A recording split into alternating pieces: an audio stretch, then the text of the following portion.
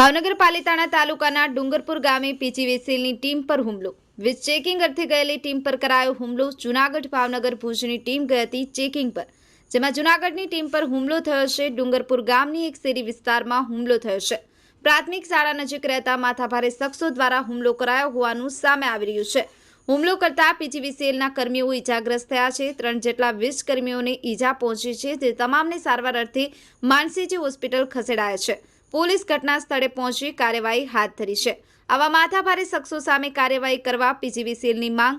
પ્રદીપ પરમાર સાથે cameraman Harish Jhala, the Mirror News, Gariadhar.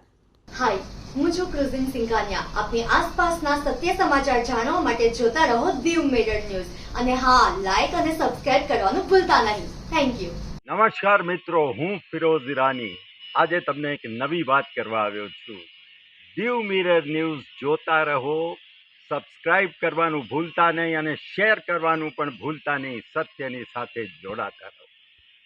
નમસ્તે મિત્રો, હું છું ચાંદની પરમાર. આપની મનપસંદ ચેનલ એટલે કે ધી મિરર ન્યૂઝ ચેનલને લાઈક કરો, શેર કરો અને ફોલો કરો.